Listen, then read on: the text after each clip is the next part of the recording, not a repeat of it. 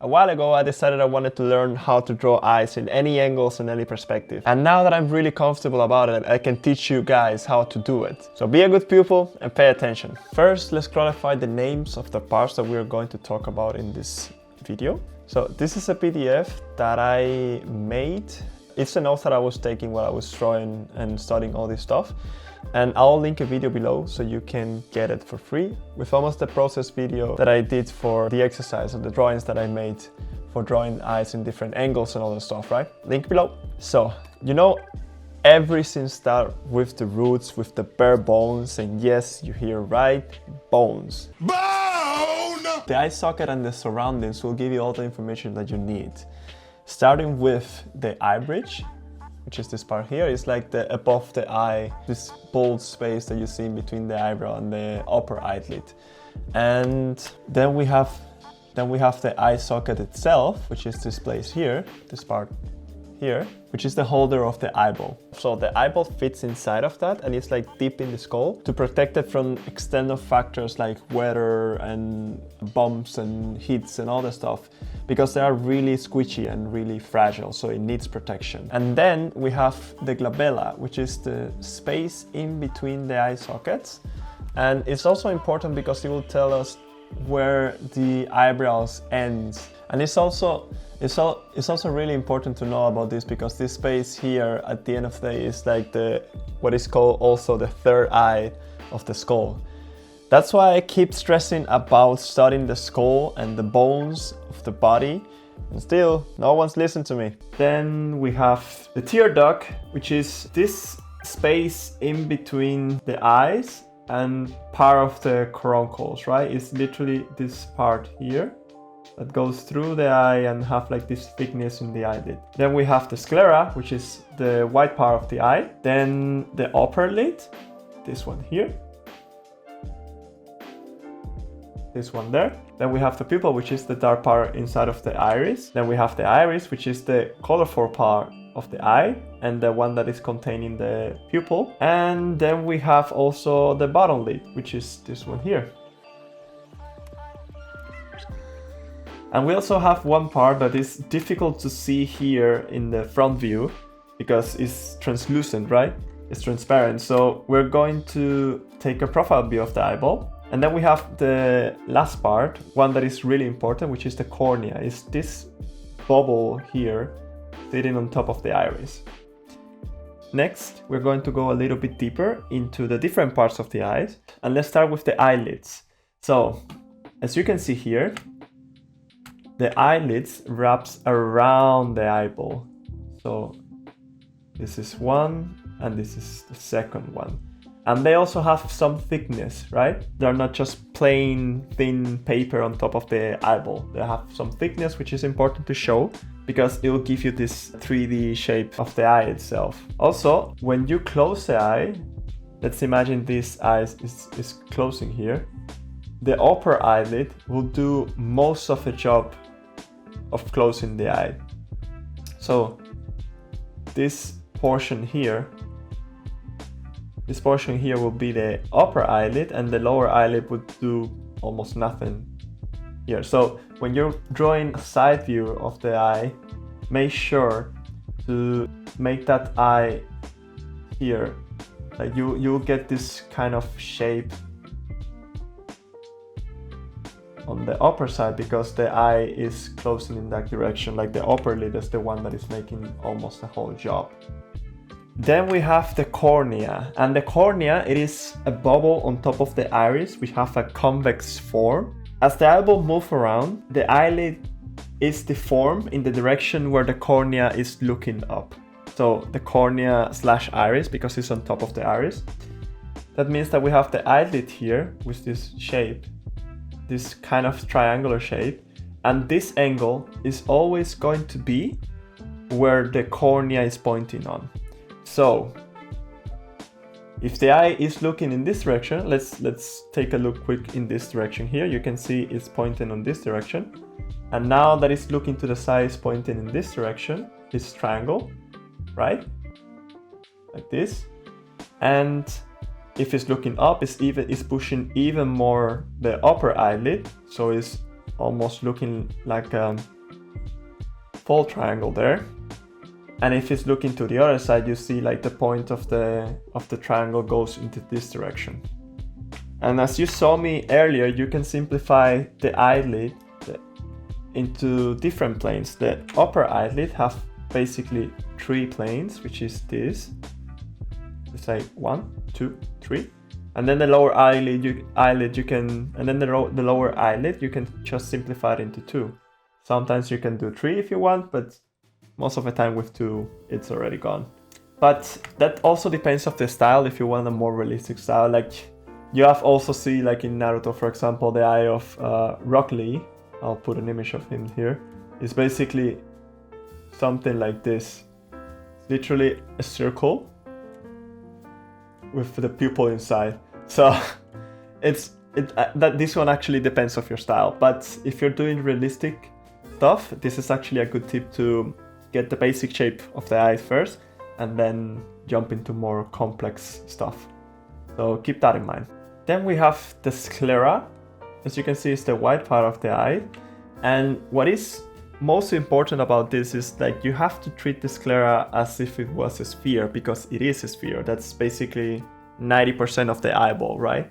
So a mistake that you don't want to commit unless you're making really graphic shapes, so maybe it's not that important in that case, you need to shade the sclera as if it was the sphere. So for example, this one here, I literally got this eye here and I put it on inside of this eyelid. Like I paint all these eyelids, all the rest of the eye on top of this sphere here. So you can see like these small shadows here, these subtle shadows that I'm drawing here for the sphere. It's going to be something that it keeps going here, because if let's take for example this one, if I just make that plain, like if I only choose one color for that, you can see how plain is starting, like how 2D is starting to look. And we don't want that, honestly.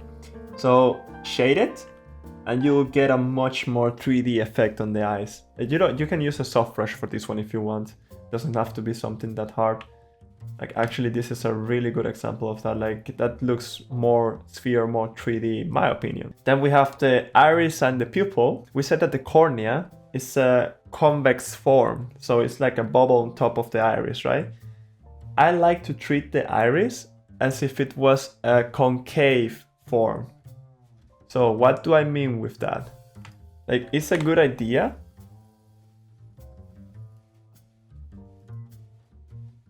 Let's say that this is the pupil here. What I like to do is like, if the light is coming from up, the light is coming from this direction, then you can make, obviously you have like the casting shadow of the eyelid here, of the eyelid here, but you can also make like a small casting shadow here on the edge, and then add in the highlights in the opposite place, like here, right? And that will give you like a much more depth for the eye. And you can go further away than that and do the pupils as if it was a hole. Like you can add like a small terminator here, like if it was a hole, which is kind of it is in the inside of the in the corner of the pupil here, right? Like this, like in this case, for example. So you have this shading here. You have like this shading here, and then you get the lights into this direction here. So yeah, I like to treat it like that way. Also, but something really important about the iris is that you don't draw, when you're drawing the highlight of the eye, don't draw it on the iris, draw it on the cornea of the eye, right? Because that's actually the highly reflective material of that zone on the circle of the iris, right? That's why when you made a really close, let's say this is a window here. Let's say we have like a window reflection here. That's why when you follow the form of the cornea,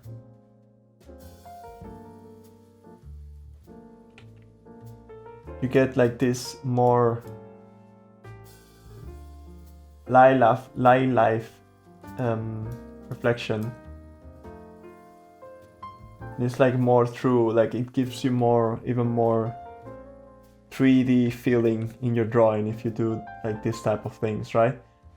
So next we have eyelashes, and the funny thing about eyelashes is that they always start in the tip of the eyelids, right? In the tip of the thickness of the eyelid. So lower eyelashes, you got them from here.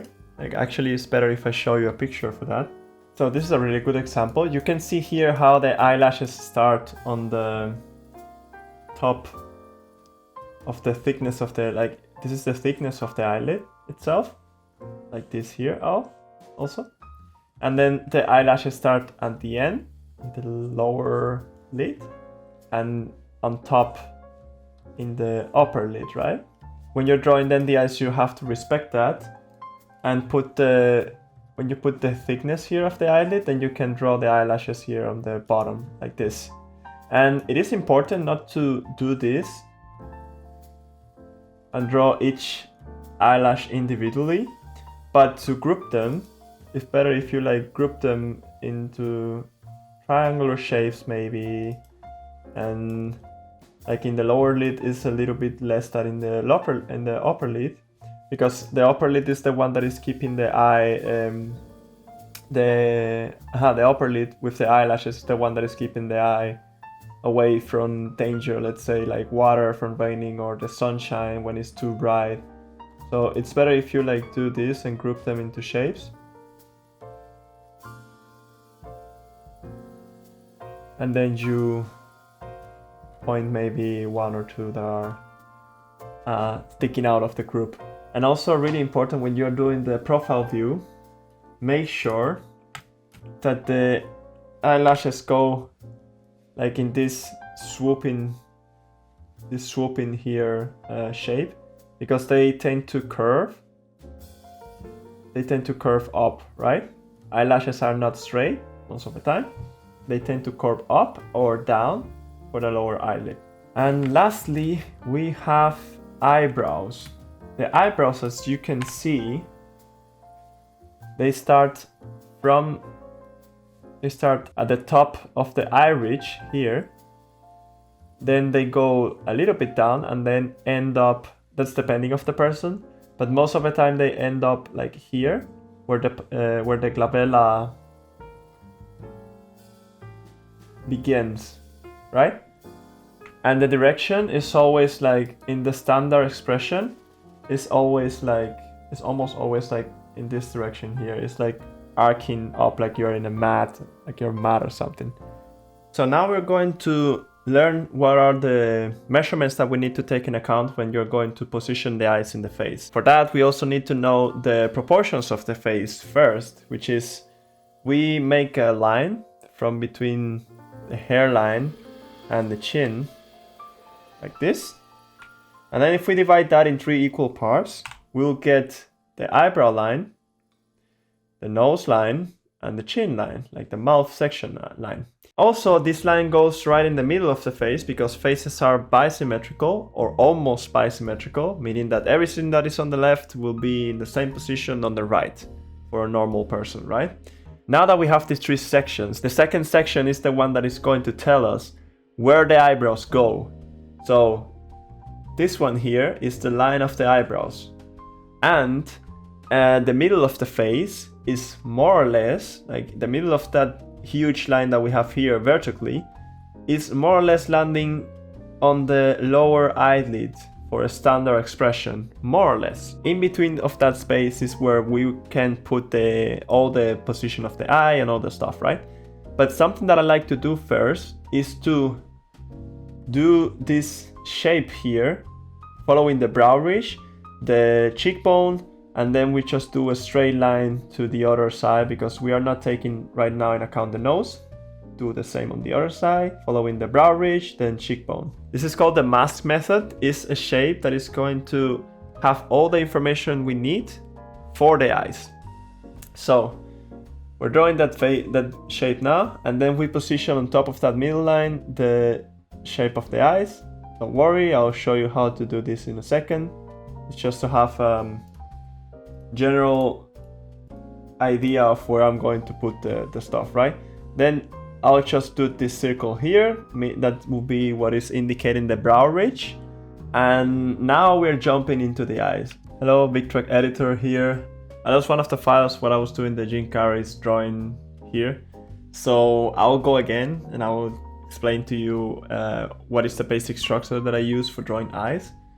But the rest will be just a time lapse from the time that I have for now. So you see a little bit of the rendering process that I use here. Though you'll see more of that in the time lapse that I'm putting up at the end of the video. So the first thing that I do when I want to draw one of these eye sections is I first do the division in between the middle of the face and then the other line to indicate where the eyes are going. And then from that I go and do the folder paper that I mentioned before, where we have this is indicating the brow ridge and this is indicating the cheekbones. So then we close the plane here like this. From then we draw the glabella, so you have at the end something like a heart shape up place here to indicate where the eyebrows end. And then these shapes of the glabella will indicate you also more or less, maybe a little bit smaller, where the eyebrows ends and where the nostrils are, which is also indicated where the caruncles of the eyes begin and the eyes itself. So from there I do this diagonal line for the first plane, then the second plane, and then the third plane. And we're trying to keep here the shape of the eye from Jim Carrey. And then we have the lower eyelid, which is like two planes only, two straight lines. So one here and one here, like this. Then we do the same in the other side, but for the other side, what we have to keep in mind, maybe I'll have to do it like this in this case. What we have to keep in mind is we have to do a straight line from the tip of the lower eyelid to the next one. So basically we have to align them so both goes in the same height like this, right? Then we can do the same on the other side. We take the diagonal of the first plane of the eye, then we draw the second plane, and then we go down like this for the third plane. Also keep in mind here I made a small mistake, but this line here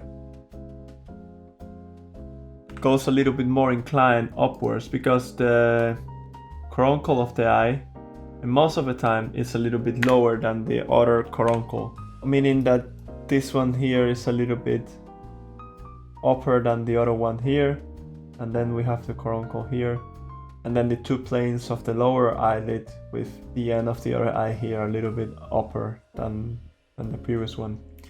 Everything that I just did here, you have to keep in mind it's part of a sphere. That's it. That's the eyeball right there. And we're going to draw the eyelids wrapping around that sphere. In the case of Jim Carrey, as you see here, he barely have an eyelid. So we're going to keep it small, but it still means that it's going to wrap around that sphere, making these lines, right? For the lower eyelid is more or less the same.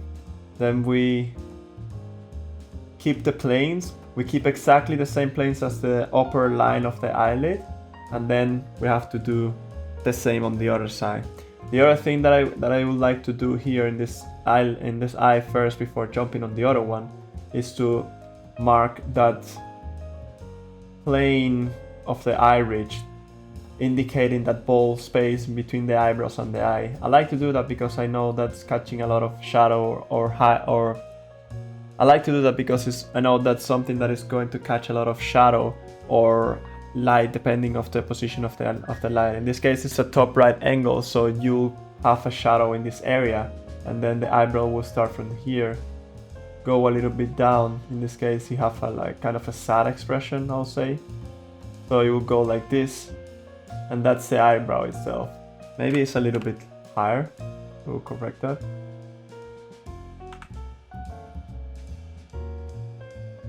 Yeah, that looks better. So this will be our first position. Then we do the same on the other side. We already learned that I was going to do it a little bit too high. So let's do the opposite here. Then we start, and then we finish with this part here of the bowl. The eyelid in this one is also wrapping around, but I just have like in my mind I have the sphere of the eyeball in this case. So wrapping around the sphere like this, and then the second one also wrapping around the sphere like that. Then we do that space, the bowl space between the eye ridge, eyebrow and the eye, and then that's done. Basically, that's the basic shape that I used for drawing this. I'm really sorry that I lost the file. I don't know why it happens, but there you go. The rest of the thing is basically rendering light and shadow and just details and fixing mistakes that I was doing. But everything started with this shape, and you'll see, and if you see, like I literally did the same from here there. I just wanted to show you the steps that I took before jumping into the next one. So I hope it's still useful for you, and let's continue with the video. Okay, so now what I like to do, let me just refine a little bit more the shadows here on the side.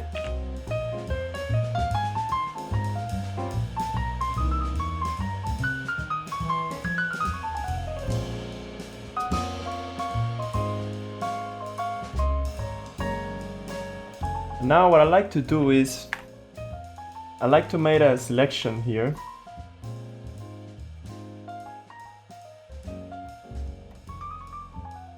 So I made this selection, and now I grab a soft brush, and what I like to do is I make a gradient. You can see he have a shadow here in the side.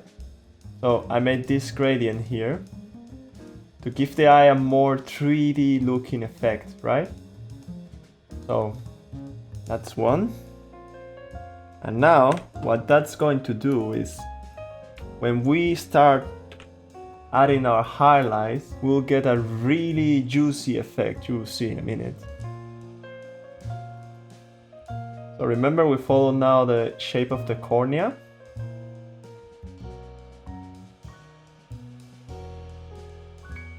And then you get that really juicy effect from when you add the highlights. Now we just have to do is we render the rest of the eyes.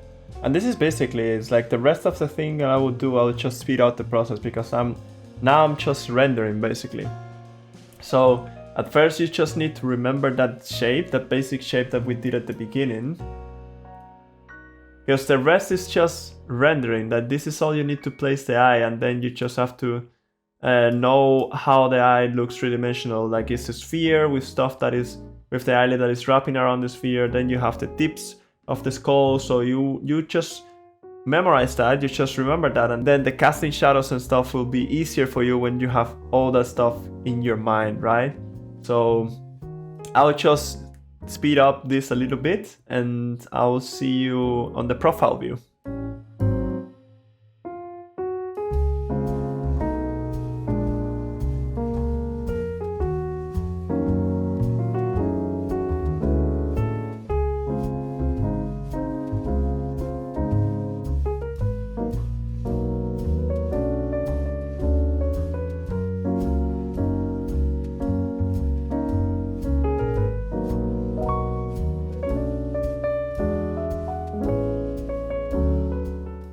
For the profile view, we'll apply the same method, but this time it will be even easier because you have like literally zigzags. So you have this here for the forehead, and then it's like a folder paper again, and then here for the nose.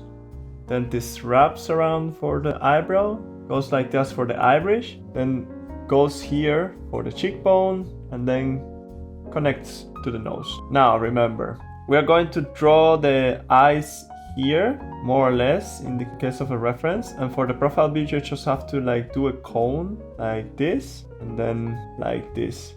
And the reason for that is like when you get the sphere, you see how the eyelids are wrapping around that sphere, right? But in this case, since it's like completely profile view, you see like this triangular shape, right? With a little bit of curvature on it. So let me refine that. In this case, you have like this squinting looking on the eyes. So let's do that instead. It will be more like this. Then the lower eyelid will be a little bit upper because of that squinting that she's making. Then the second part of the eyelid, which is like this here, the thickness, is going to be like this down. And then the upper eyelid, we don't see it in this case. It doesn't have an eyelid that we can see, so we just make the eyelashes like this here. And then we just do the same as before. This is the bold part of the eye bridge. And then the eyebrows goes to here, which is the glabella. As you see, like there's a little bit of turn. It's like not 100% profile view, so you can see also a little bit of the other eyebrow here. And then as always, eyebrows go a little bit upwards and then it wraps around the eye bridge like this. Then we just draw, in this case he's not looking to the camera. If he was looking to the camera, you can always do just a circle for the iris like before, like this. So he'll be looking to the camera then, like you see here. But in this case, he's not looking to the camera, so we have to apply what we learned when you have the sphere and then the iris will follow that part of the sphere. In this case, he's looking profile view, so it will be an oval, right? Like this.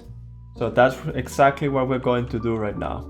We take a part of that sphere and make an oval on top of it, like this. And then, even though it's profile view, the caruncle of the tear duct, you will get a sneak peek of that caruncle there on the profile view still. So, and you can see like I didn't did too much. Profile view is really easy for this matter. I didn't did that much and it's already looking like the one that we have here. Maybe it's a little bit bigger. I tend to do eyes a little bit bigger than normal because I'm used to draw more like girls. And girls and like babies, we always do like this big eyes effect for making it a little bit more appealing to it. Yeah, we can always correct that. That's the beauty of digital art. Then we just do, remember here you can see it even better, like the skull is making this dent inside for the eyeball to protect it from all the stuff, all the bad stuff that is outside of the world. We will have then a cast shadow here to indicate that, and then we will just indicate the volumes exactly like we did in the previous one.